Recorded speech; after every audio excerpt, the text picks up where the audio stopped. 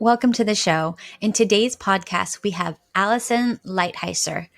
When she was 16, she contracted a virus that went to her spinal cord and caused her to become a quadriplegic. Unwilling to accept this, she spent 2 decades learning and healing. She started her path as an alternative healthcare practitioner and her clinic in 2009. Where she combines Zhealth, Integrative Manual Therapy, Biophoton Therapy, and more to heal her patients' health challenges and help them find their way to wellness. In this episode, we'll be talking about de-stressing to heal hormones and more by balancing your nervous system. Please enjoy. Hi, Alison. Thank you so much for being with us today. Thanks, Kat. I am delighted to be here. So before we get into balancing the nervous system and hormones, tell us a little bit about you and your journey. Yeah, I came into the health world as a very sick teenager. I had quite a lot of health challenges growing up. And then, I think we can all experience where we have this accumulation in our bodies. And I had a virus in my spinal cord after a number of other things that happened to me. And what happened is the virus ended up eating away my nervous system, my organs, and it made me quadriplegic. So I could not turn my head. I could not brush my own teeth. I could not wipe myself after going to the bathroom. So I was really, really ill, and the doctors didn't know what was wrong with me. They figured out that it was a virus, but it wasn't like meningitis or something that they had worked with before. So they basically scratched their heads and sent me home with a lot of pain medication. And then we tried specialist after specialist, as you can relate to, going to so many different doctors and nobody really knowing what was wrong. And then about a year later, we'd gotten some information to try this alternative clinic, and we flew there, which, if you can imagine, flying with quadriplegic is very challenging. We flew there and they said that they thought they could help us. And my mom was with me, and she and I both just started crying that invitation to hope and to really think that maybe this could be different was not something that we had encountered before. We believed it ourselves, but we hadn't seen that reflected back in the medical community. So it was really, really amazing to hear those words. So we started working with them, and they have a very holistic approach, and they were able to get me back on my feet. I went from not being able to really move, and 5 months later, I was walking with a cane. My function came back really quickly. What did take longer was like the seizures that I was having and the organ damage that had happened in rebuilding the nervous system. So the healing that I went through was so profound. I wanted to do that for other people. I wanted to bring other people hope, and I wanted to put the puzzle pieces together for people who had been everywhere else and needed to get better. So that's how I got into my profession, and I started taking classes and learning, and my health journey didn't stop after 5 months. It took me 20 years to get really fully better, but I learned so much along the way, and it really lit a fire in me to help others and to serve people who have chronic illness and chronic pain. What are the main types of people that you serve? What are they dealing with? I don't have a big specialization. I have a huge range of people that I help, like with traumatic brain injuries, with low back pain, with hormones, with MS, with Lyme disease, with like a lot of gut autoimmune kind of things. I have an online program where it's kind of for anybody who wants to get better. There are tools to help you reset your nervous system, to help you be able to eliminate better, detox better, so you can clean out what needs to happen. And there's so many people that I've encountered, and it's so fun to, if you have a brain and if you have organs, I can help you. It's really neat to see all different walks of life. And I've treated newborns to 90-year-olds. So it's really fun to serve people in that way. Yeah. Why do you think there's so many people out there dealing with chronic stress, chronic pain, and there's now like an epidemic of female hormonal imbalances? Yeah. I think that there are so many factors that go in that. Right now, we are exposed to somewhere between 700,000 and 2 million toxins every single day. And we are now seeing those toxins and those carcinogens showing up in the mom's uterus, so that the baby is being exposed to those toxins and those cancer-causing harmful agents before day one. Even they're developing in this stagnating, gross stuff that we wouldn't want for anybody. So we have this kind of backlog, I think, in our generation. And I think that has to do with breakdown in diet. I think that has to do with our environment. I think that has to do with our lifestyle. So there's not a lot of time when people are taking time to care for themselves. Rest is not a value of our American society. Rest is looked down upon as weak or something you only do if you have to. We try and get away with as little sleep as possible to be the most productive. We try and maybe we do a detox for a week or a meditation retreat for one weekend in a year, but it's not typically a practice unless we're forced into it, unless we have some sort of path that has taken us down a healing journey and we realize the importance of inserting those practices. So I think it's really a combination of a lot of different factors. And have you heard of Pottinger's cat? They did that study on cats and they were feeding them different things. And one group of cats, they fed them powdered milk. And one group of cats, I think they fed them raw milk. I can't even remember. And then something else, I think they fed them meat. And so they were seeing how the cats developed generation after generation and when it was the generation that the diet really showed up. And I think it was the third or fourth generation where these cats were being born with all these abnormal bone structures and they were having these horrible health problems and really brittle bones. And so I think that we are in the generation of, the white sugar and flour has been in our society for long enough that we're in the generation where we're seeing all the breakdown. And there's an incredible amount of new diagnoses for pediatric MS. Like that wasn't a thing. There's so many kids that are so sick. And I think that's part of the breakdown that we're seeing. Yeah. So I've heard you mentioned Epstein Barr earlier, and you said that it can cause, I don't know if it was you or someone else that said it can cause MS in some people. And then I also heard that it can also cause PCOS and hormonal problems. So why do you think so many people have Epstein Barr and we're not really being tested for it? And I don't know if the tests even work. So what do you think about that? Well, I've heard that 95% of the population has Epstein Barr. And we are in this new experience of really focusing on viruses and their effects and their long-term effects. But there's like herpes zoster is the shingles virus and Epstein Barr is like mono, basically. And there's so many viruses that live in the liver and hibernate in the liver. And so in the liver is where we have to make all of the precursors for the hormones. So if your liver is busy dealing with all these viruses, whether they're super active in your whole body or not, they're taking up space and they're taking up energy.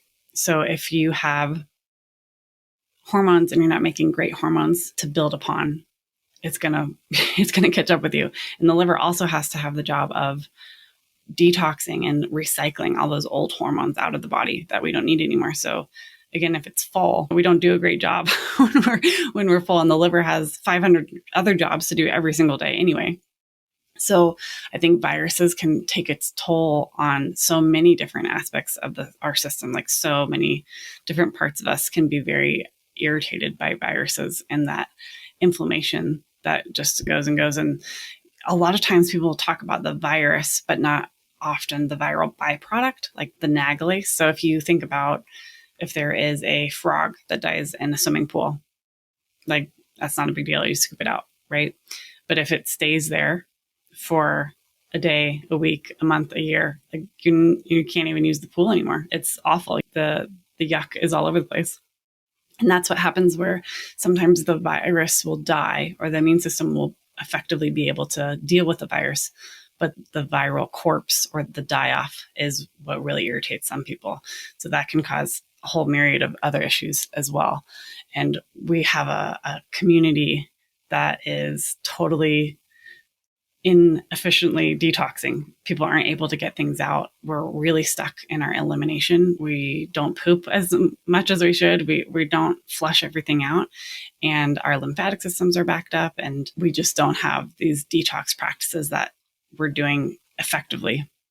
So I think it just builds up in our body and it leads to quite a bit of unhappiness in a lot of different tissues. So if we all have these viruses that are kind of slowing down the system or making things more difficult for us. Do you think that we should be taking maybe antiviral herbs or something like a gentle antiviral, maybe daily, or should we do it like seasonally, like a parasite cleanse? Like, how would you go about that? Yeah. And I think you said parasites. So that also, I think people think of bacteria and virus and parasite and fungus and all these separate categories. But what tends to happen, especially if they've been there for a long time, they like to just join up, circle up, sing kumbaya. There's there's this thing called a biofilm, and it's like an invisibility cloak that these pathogens will put around them, and then the immune system has a hard time recognizing them. But inside, they're feeding off the heavy metals. They're having a party. They're replicating. So sometimes people will go to a mold doctor, for example, to address their mold toxicity, or a heavy metal doctor to go to address their heavy metal toxicity, or a Lyme doctor. And in reality, you have to do them all. You can't just do one because they're all linked up. And the way that affects us is hard because there's so many different ways that it can morph, and there's a lot of backup in the body. And so when we take something daily, weekly, monthly, I think it's a great idea because we are always being exposed to these pathogens and these inflammatory agents. And I'm a huge lover of vitamin C. My body loves vitamin C, but other people like love glutathione or love ginger. So I think there's so many different choices that we have to really fill our bodies with good options to help tap down the viral load. Yeah, I love ginger, so I try to have that as much as possible. I did not think that it was good for antivirals. I did not know about that. I just thought it was good for the stomach. Yeah, ginger's great. Ginger helps with the circulatory system, and it also helps with inflammation. So it can just give your body a better leveling playing ground to get rid of those things that's bothering it. Yeah. So kind of like frees up energy for other things. Okay, that's cool. What effect does the brain have on hormone health? And when you say brain, is that your thoughts? Is that the organ? What is that? Yeah, I use the word brain and nervous system pretty interchangeably. And I mean the gears of our nervous system when I'm talking about that. So there's two gears of the nervous system, two primary ways that the brain reacts, different modes. So one is called the sympathetic nervous system, and that the nickname for that you've probably heard, it's fight or freeze. And then there's the parasympathetic nervous system, which is rest, digest, and heal. So I think of the nervous system as the gatekeeper for all health problems. It doesn't matter if you have anxiety, doesn't matter if you are constipated, doesn't matter if you have Hashimoto's. It's like anything that we have to heal, we have to first address the nervous system. Because if you are stuck in that fight, flight, or freeze mode, you can't get into the rest, digest, and heal. You can't get into that parasympathetic mode to be able to begin to signal appropriately to your GI system, to your immune system. So there's so many cascading effects that happen. And like if you're in the fight, flight, or freeze, if you're in sympathetic, that's going to signal to your adrenals to make more cortisol, make more adrenaline, because it's feeling stressed. The brain is interpreting something in your environment as a threat. And when that happens, that has a whole domino effect on all of our other hormones, and it makes the estrogens into like bad estrogens. So if we're not addressing first the nervous system, that gatekeeper of our wellness, then it's going to be hard. Like you can take supplements for your adrenals, you can take hormones, you can take vitamin C, you can take whatever you want. But if your nervous system isn't receptive, if it can't use those, if it can't turn off the signaling to whatever is imbalancing the insulin and the cortisol, it's going to have a hard time. You're going to have a hard time getting past that. So I think of the brain/nervous system as the gatekeeper for any kind of healing. And what influence does the brain have on our feelings of well-being? Yeah, so the brain has a huge, tremendous effect on our feelings of well-being. If going back to the sympathetic and the parasympathetic, if you're in fight, flight, or freeze, if your brain is feeling threatened, you're going to have a low level or maybe a high level of anxiety or feeling like something's off, I got to be on guard. I have to have hypervigilance. And that doesn't make you breed feelings of peace and calm and harmony, right? You're going to be feeling like a lion is chasing you on some level. And so addressing those two gears of the nervous system have a huge impact on our mental health as well. And what aspects of our environment are giving the brain this information, like the most information that we need to be stressed or worried about something? Yeah, there's three main ways that our brain gets information. And that's through the visual system, through our eyes, what we see in our environment. And that's actually the system that gives us the most information. It's 10 million signals per second per eye. And when you think about, evolutionarily, if we were hunting and gathering and we were out and we were looking for our food and then we saw a lion in the distance, if we see that lion, we can make a different survival choice. We can turn walk the other way. We can climb a tree, whatever we want to do. But if we get that information through other senses, like if we heard it walking next to us, or if we felt its teeth on our arm, that would give us a different window of survival opportunity. So the visual system is hugely impactful in how the brain gets its information. So the visual system is one. The vestibular system is another, which is the inner ear, like how we are feeling upright and how we are hearing, how we're taking in information that way. And then the last one is the proprioceptive system. So that's how you feel your back against the chair, your feet on the floor, the wind, caressing your skin. So the signals that the proprioceptive system gives our brain is where we are in space and how we're interacting with our environment. So those are the three main ways that we get information, but there's a whole other, like your other guest talked about the rain barrel effect. And I think about it differently. I call it the threat bucket, but it's the same idea where any little emotional, mental, social, spiritual, physical component going into our lives, going into our bodies, those add up, those accumulate.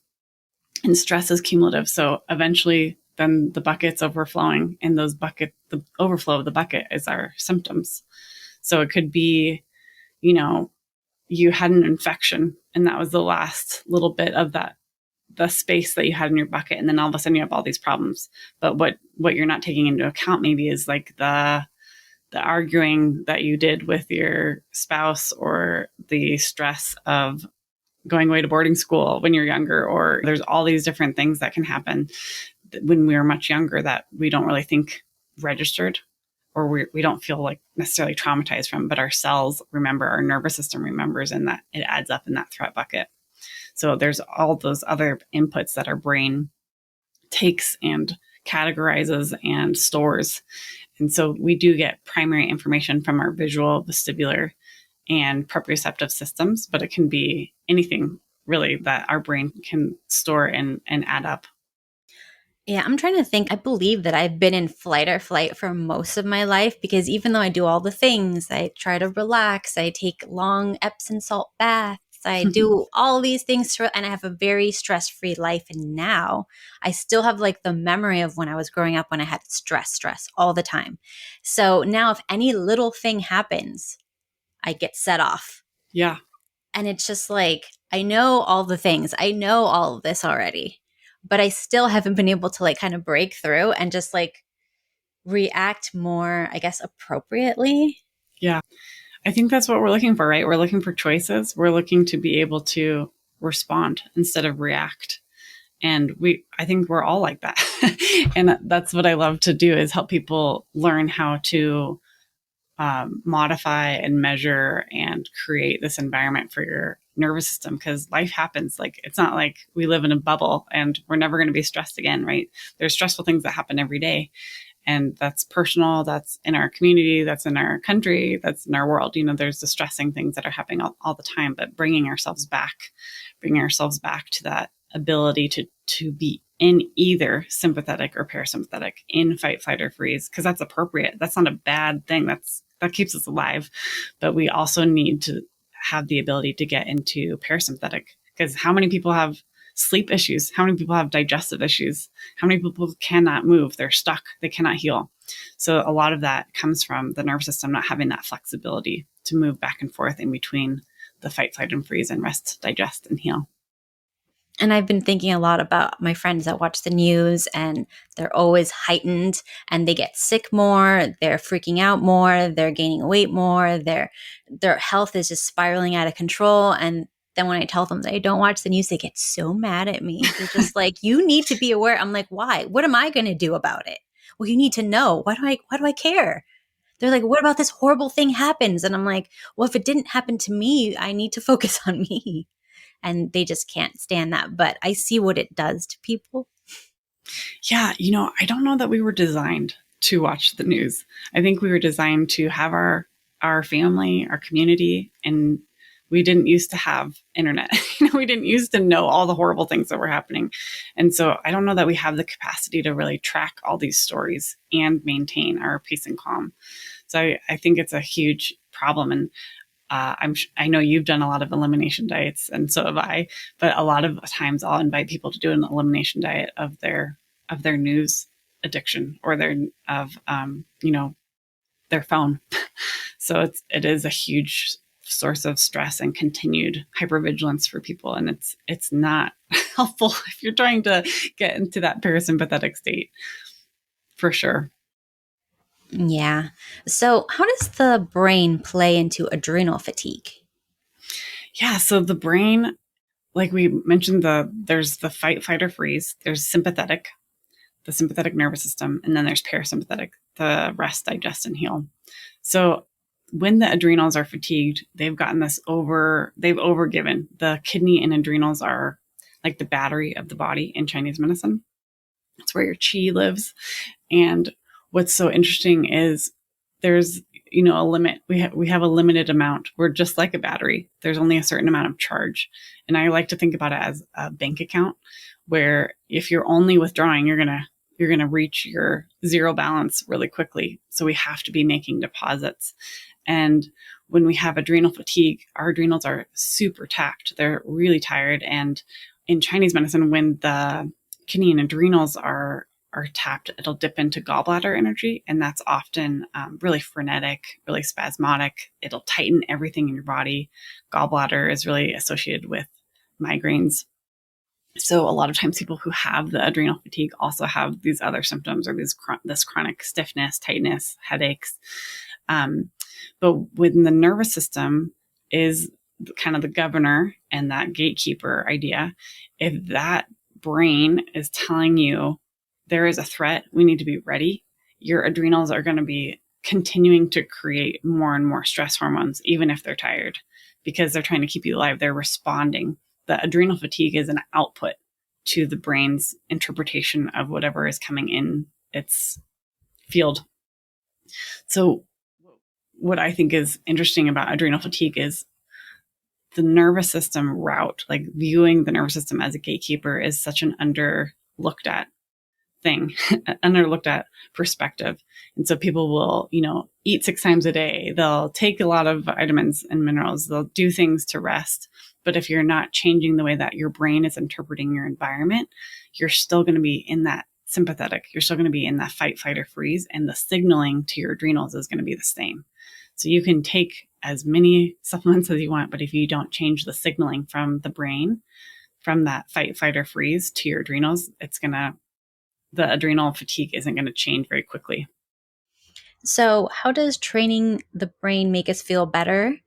And can you teach us a few things? Sure. Yeah, I'd love to. So what's interesting is what works for your nervous system might not work for my nervous system.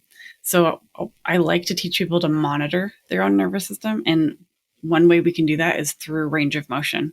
So if we stepped out on a icy pond, we would immediately take shorter steps. We would tighten up. We would be walking very carefully, right? It's not the same way that we'd be walking in our kitchen, right? Because our brain is interpreting that surface as threatening. And that means that it's tightening up everything. And it's the nervous system is feeling unsafe. And it's doing those things to respond to whatever the interpretation is of the ice. So when people have a negative nervous system response, meaning that whatever we're going to do, your body doesn't really like, you'll notice a tightening. Like you'll notice less range of motion. And if your nervous system does like it, you'll notice you can turn your neck further. You can raise your arm higher. So I like to just have people do a baseline, get a baseline, and then we'll do a couple drills, and what might work for you might not work for me. So it's really important to pay attention to your own nervous system. So just kind of move your head side to side, see where your neck range of motion is at, like lift your arm, see how far you can reach up. You can do like a forward bend or any movement really. You can also close your eyes and just get an internal sense of where you're at. Like if 0 is, I feel completely calm and peaceful, and 10 was, I'm at a panic attack, like just get a number, because that number could also change. So when we do the range of motion, we're getting an idea of where our nervous system is right now, and we're going to change the input. So we would expect the output to change as well. So one thing that people really tend to respond well to is stimulating the vagus nerve, and that's the 10th cranial nerve, and it has a lot to do with the parasympathetic system, with our heart rate, with our digestion, with our neck range of motion, with our feeling of having well-being. And the vagus nerve is a huge nerve. It comes out of the cranial base, out of the back of the head, goes around the neck, around the heart, and then all the way into into the digestive system. It's huge. And so we're going to do a drill, and we're going to gargle. And the vibration of the gargling is going to stimulate the vagus nerve. So when we gargle, you want to feel your throat, because sometimes you guys will notice that you only feel vibration on one side or the other. So you want to monitor and make sure that you're gargling, the vibrations happening on both sides. And if you aren't feeling it on the left, if you just like tip your head to the left a little bit, then it'll make sure that the fluid gets in there. And then another tip is don't take a very big sip. Just take a really tiny sip, because otherwise it'll feel like you're drowning and you're choking. So if we take a little sip, and do you have water, Kat? Do you want to try it? I don't know if I want to gargle on here, but we can do something else. But for gargling, if you guys try it at home, if you do 10 seconds of gargling and you repeat it 3 times, that would be ideal. Sometimes you can't make it for that long. Sometimes you can't gargle for that long, and that's okay. Just do it for as long as you can. And then I want you to recheck your range of motion, because what normally happens is people feel better. They feel calmer. They have more range of motion. Their brain is interpreting like, hey, I like that. I feel safer, so I can move better. I can perform better. I can think better. I can digest better. And when people have a difficult time digesting and absorbing their food, just doing, when you go wash your hands before a meal, like just gargle a little bit before you sit down at the table to eat, and you'll have a better chance of being able to utilize the nutrients that you're consuming. Because when you do the gargling, it can stimulate that parasympathetic nervous system that rests, digests, and heal. So that's one wonderful drill to help train your brain and just change the input that it's getting. So I feel like I need to start figuring out how to incorporate gargling to my daily habits, because ever since I stopped using Listerine when I was younger, I haven't been gargling. Yeah. And that's a good, just have a cup by your toothbrush, because if at least you're getting it twice a day, it doesn't have to be Listerine for sure. Yeah. That's a great point. I love having a daily active thing that I'm doing along with the drill. So if I get up in the morning and I'm making tea while the kettle is boiling, I'm going to do some things to train my brain to set me up to have the best day possible, so that my nervous system can respond instead of react. So there's proprioceptive drills, meaning like moving your joints around in a certain way to help bring a more clear map of where your body is to your brain. And when you have a clear map, you typically respond really well. Like think about if you're driving to a new place, if you're driving to a friend's house that you've never been to before, and your phone's not working, and what happens to your posture?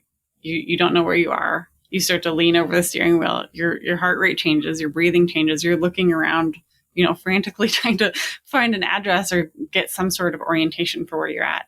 But what if you were able to just refresh your browser, and then the map would clarify, and you'd be like, oh, okay, I got 3 more doors down, then I'm going to be there. You immediately feel relief. You immediately change your posture and your breathing and your heart rate and your hormones and all those things. So when you move your joints around, there's receptors on all the different bones, and they send new messages to the brain. So we're pretty habitual in the way we move.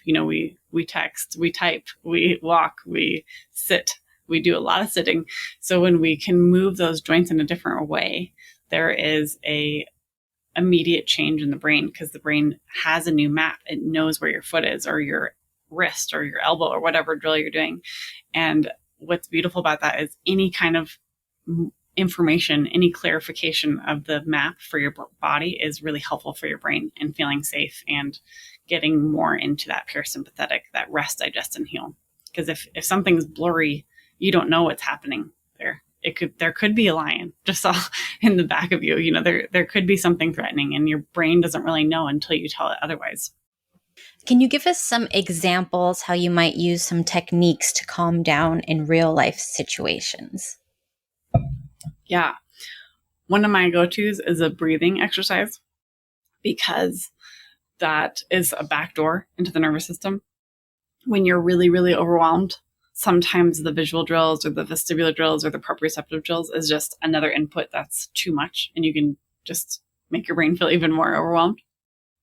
So I love to do a breathing drill called alternate nostril breathing, Nadi Shodhana, if you guys are familiar with that. And you close one nostril and you inhale through that side. And then at the top of the breath, you switch and you exhale through the other side. And then you inhale through that same side, switch at the top of the breath, exhale through the other side. So you're slowing down your breath and you're stimulating both sides of your brain. And what happens with that is, if there is a overabundance of stress signals happening, when we breathe, we have this backdoor ability to tell our brains that it's okay. Because if you were running from a predator, you would have a very quick, shallow breath, right? You would be taking breaths like we usually take all day long. But if you do a purposeful breath and you do a breathing technique that is calming, that tells your brain, oh, well, you wouldn't be breathing like that if we were in danger. So it must be okay. So it's kind of this backdoor into the brain. So I love to do the alternate nostril breathing when I'm driving. I'm often quite stressed if I'm late. That's like a trigger for me. That's an input that my brain interprets as overwhelming and threatening. So if I'm running late, then I'm usually feeling stressed. So I will do alternate nostril breathing when I'm in the car. When I am about to go to bed, I'll do that to help bring my nervous system down. Before I go into a stressful situation, I'll do that. So the breathing can be a wonderful way to give your brain information that it's okay, it's safe, and that it can be in that parasympathetic mode. It can rest, it can digest, and it can heal. I like that one. And other than that, are there anything, because I know about the alternate nostril breathing. Yeah. I've tried that before. But is there any other technique, maybe like thought-wise, that you can do to kind of calm down? Yeah, there is. The research is saying that the brain doesn't know that there's not a big difference in it between imagination and reality. So there's all these really neat studies about how people imagining doing something get similar gains as people who are actually doing it. There was a pinky exercise study that was done, and there was a control group, and they were doing nothing. They weren't doing any pinky exercises. There was one group who was like doing some sort of weightlifting with their pinkies, and then there was another group that was just imagining doing the same exercise, but they were not doing it. They were just imagining it. And the results were that the control group got no strength gains in their pinkies. The people that were doing the actual weightlifting with their pinkies got strength gains. And then the people that were imagining it got 80% of the same results. So it's pretty amazing. Like, we have a huge God-given ability to imagine. And I think that's an incredible advantage that we have. And when we are trying to calm down, and we can use our imagination to do so, because our environment is constantly threatening, right? We talk about the news and whatever the child screaming in the other room, or our environment isn't going to change necessarily. Our environment, our stress is still going to come to us in the day. So we need to get better at de-stressing. So if you can imagine a safe place and have your body really settle there, that can be a way to do it too. And what's also interesting is, we talked about the ways that the brain gets inputs, through our sensory organs, our eyes and our ears and our touch. And so when we layer on those experiences in our imagination, in our imaginary safe place, that makes it much more real for our nervous system and much more tangible for us to create those new neural pathways. So if you were imagining a safe place and then layering on, like, what do you experience when you're there, that's a very powerful way to start moving into a more parasympathetic state, into that calm place where we can begin to heal and rest. That makes a lot of sense, because I can totally imagine myself into like so much stress and agony just by overthinking things, creating a fantasy situation that it's never going to happen, like a parallel dimension. And then I get all upset about it in this imaginary scenario. And then afterwards, I'm just like, I'm insane. I just spent all that time making myself feel bad for no reason. Yeah, we all do it. It's anticipation, right? We can feel the butterflies in our stomach or the muscle tension. We can create physical changes in our body just with our imagination. So why can't we do it the other way? We can totally do it the other way. We just don't usually take the time to do it. Do you think I can imagine myself doing crunches every night and then get abs? Yeah, I think you could. I think you totally could. At least 80% of the abs that I would have gotten. Definitely. Okay, so that's cool. Let's see. What if someone is extremely hypersensitive to everything around them? How can they better deal? Yeah, the hypersensitivity is something that I really experienced. My nervous system was toast, and every little stimulus, like even a pen that you click to have the bottom drop, just someone clicking a pen would make my nervous system have a seizure. Like, I would totally go off the deep end if anyone spoke in more than a whisper at a certain period of time. So the hypersensitivity is, there is so much stimulation and the body doesn't know what to do with it. So any little thing, it's that threat bucket. It's that idea of the threat bucket where your threat bucket is already overflowing. So any tiny little thing can spark a reaction rather than a response. There's no choices in your nervous system when you're hypersensitive. You react to everything. And so that could be food. That could be like mast cell. That could be autoimmune. It could present for you in any number of ways. But when we train the brain and we are giving the brain inputs that it recognizes as safe and kind of refreshes our map of our body, it's like, oh, okay, I guess I don't have to respond in that way. I don't have to react. I can do something different. So there's a whole process of figuring out, what your nervous system needs. And sometimes what it needs is more fuel. Like if you don't have enough oxygen or glucose to your brain, you're not going to be able to have very many choices. So sometimes a breathing drill does really well for people who have hypersensitivity. Sometimes that's a nice way to start. Sometimes people need a removal of stimuli before they can really enter into even investigating what their nervous system likes or doesn't like a sensory deprivation tank kind of thing, or going into a dark room. And there's something to be said when the nervous system can just take a break and not have so many sensory inputs. 10 million signals per second per eye is a ton of sensory input that our visual system gives us. So just closing our eyes, putting an eye patch on, putting an eye mask on rather, would be really helpful to just take a step back and give the body a bit of room to reevaluate what's actually happening and what it needs.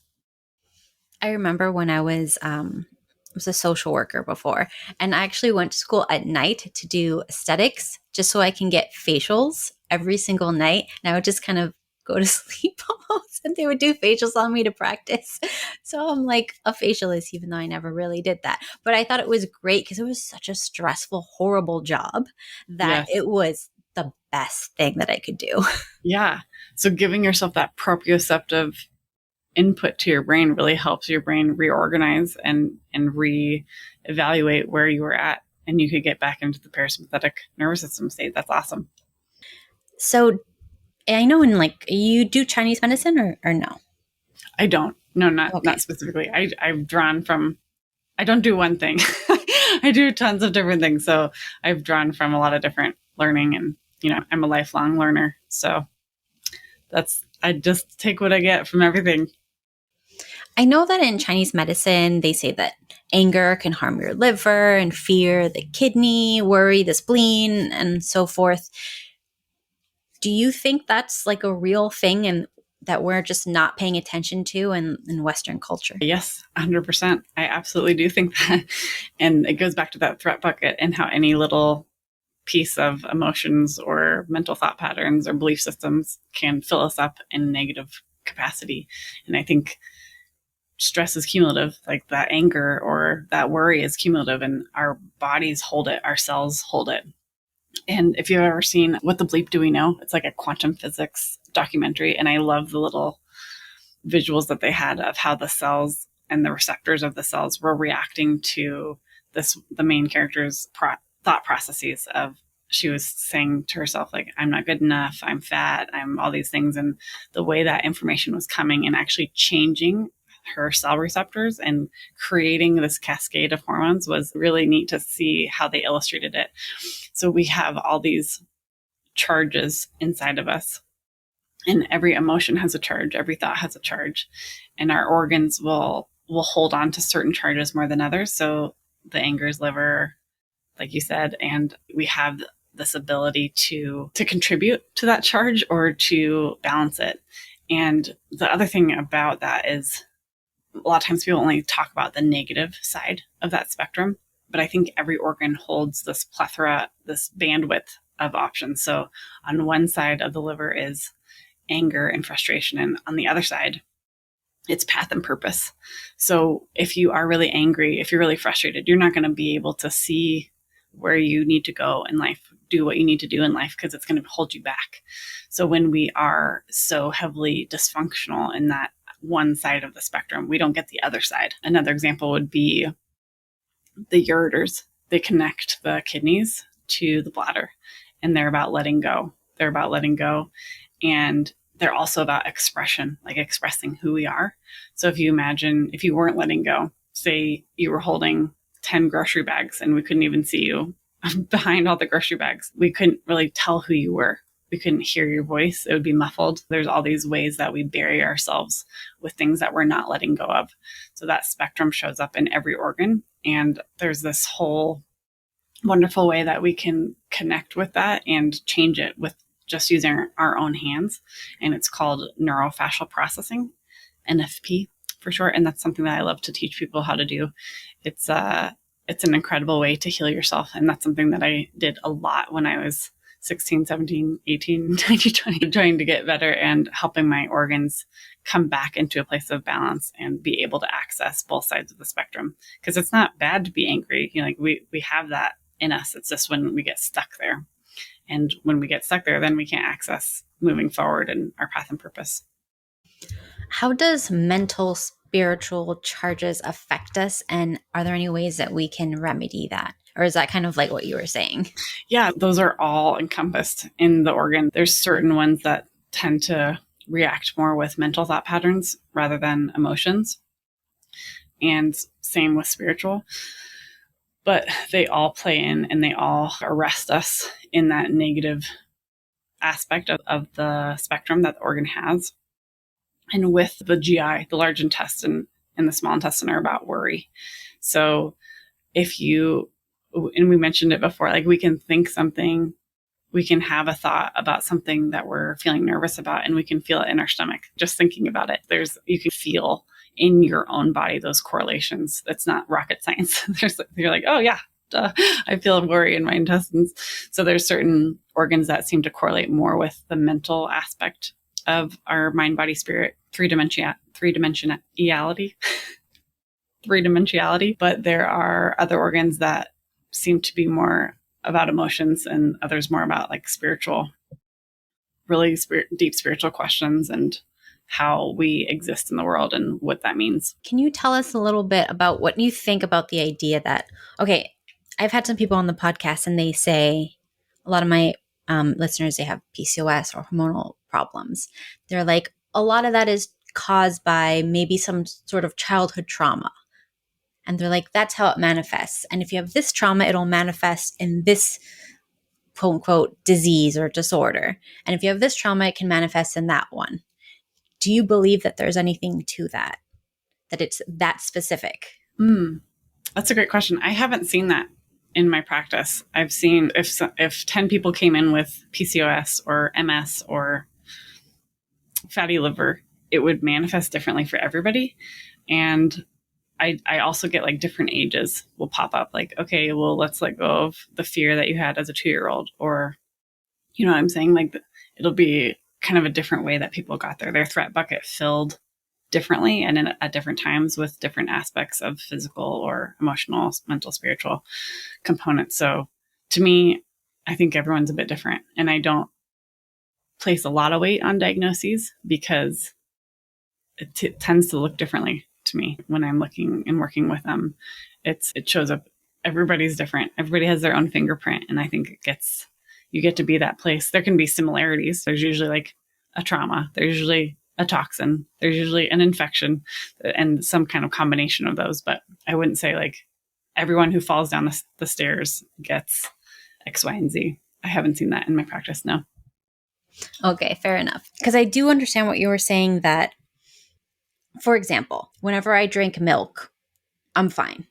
But if I have a very stressful event or a test coming up and I drink milk, my stomach is a mess. And then I'm running to the bathroom, I'm bloated, I'm just miserable. So if I went to the doctor, they would say, you're just lactose intolerant. And they completely don't even ask you about how you feel, what was going on, what was the situation. So where do you think that we need to go where actual regular everyday doctors can ask these questions? What are we not doing in our healthcare system? Oh gosh, so much. I think you said in our healthcare system. So I think that's a great place to start, because I don't really think what we have right now is a healthcare system. I think we have a disease care system. And I don't think doctors are exposed to it. They're doing the best they can. They don't know that they should inquire about those things. They haven't been taught. They're not doing it to be jerks. They're doing it because that's what they've been taught. So I think there's a real lack of awareness and education around lifestyle. For example, like when people go in, they say they're depressed and the doctor gives them an SSRI. That drives me crazy because 80% of the serotonin that we have is made in the gut, and just doing some dietary changes could make you feel better, or managing your stress could make you feel better. You know, there's all these other things instead of putting a chemical in your body that could change it. And so I just don't think there's very much awareness. I think that's why alternative healthcare and why podcasts and blogs and things that you're doing are so important, because people don't have access to that information. Their doctors aren't telling them. And unless they go out on their own and get curious and get motivated to heal themselves, they're not going to really encounter that in the doctor's office. I've noticed that in the last few years, there has been this complete backlash against alternative medicine. First, we were doing very well. Things were moving. It was becoming more open. More people were going to alternative healthcare workers, and it was fine. And then the last couple of years, something happened where now it's just like they're attacking them. They're like, that's not real medicine. That's fake. That's pseudoscience. And it's kind of like we've been set back again. Why do you think there's this now shift in that direction? And is there anything that we can do about that?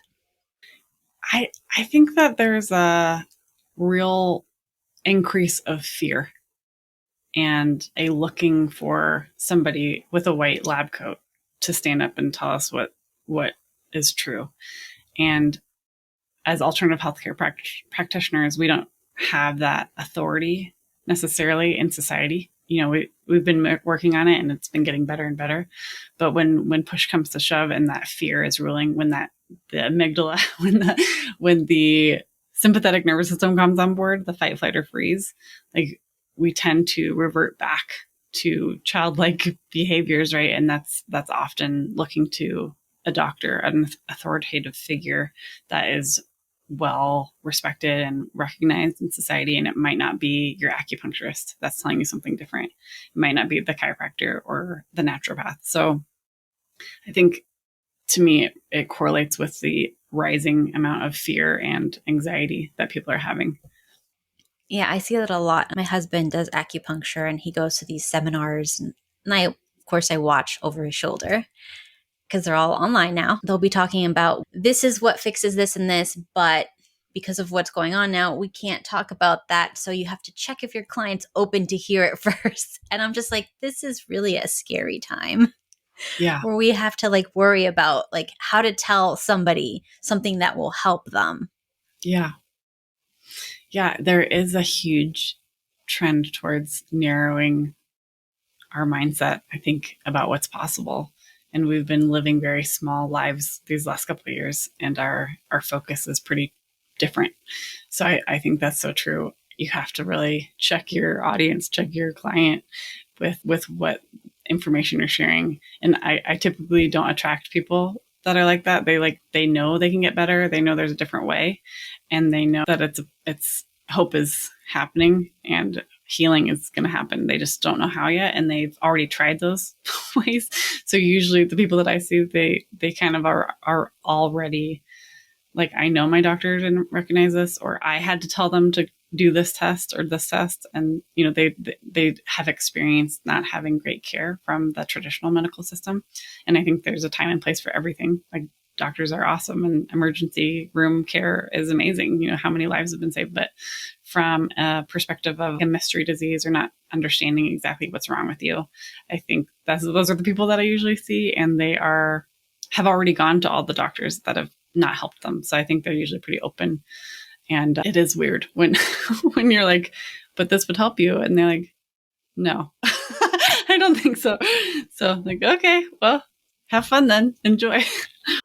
So have you seen any uptick in any specific type of condition in the last maybe 2 years? Anxiety, for sure. Anxiety, depression. And then 95% of all disease is stress related, right? So I think everyone's getting pretty sick. There's a lot of uptick in a lot of cancers, a lot of different diseases that I'm seeing. But I would say anxiety is the number one thing that is rearing its head as the output of all the different environmental experiences that we're having. Yeah. I remember I had in the beginning of what's going on, the situation, which I won't say, but that I started getting thyroid problems. Like I got a nodule, and I never had thyroid issues before. And then I have this lump coming up, and it's very unsightly because that's the first thing you notice. So I'm trying to get appointments everywhere, and they are booked up for like 6, 8, 10 months in advance. And I'm just like, what is going on? And then I finally get there like almost a year later, and they're like, yeah, it was unprecedented. The amount of people with thyroid conditions, it has never been like this before. And I'm just like, yeah, something is definitely up. We need to calm down. We're all being stressed out, I think, on purpose. Yeah. The thyroid in the work that I do has to do with boundaries and speaking your truth. And I think there's been such a taboo, like you can't talk about certain things. You can't express what you really think, and otherwise you'll be like crucified. So there is a huge risk with that. And from a boundary perspective, I really felt like the collective unconscious being so much heavier and so much more demanding, like the fear and the anxiety, like that is a huge morphic field that we were all being exposed to. And unless you were purposefully cutting yourself off from that, like cutting the umbilical cord to that, you were being like washed, marinated in everybody else's fear and anxiety, even if you weren't like having it yourself. It was almost impossible to escape unless you were going through very specific protocols to disengage with that. So that's so interesting. Yeah, the thyroid for sure.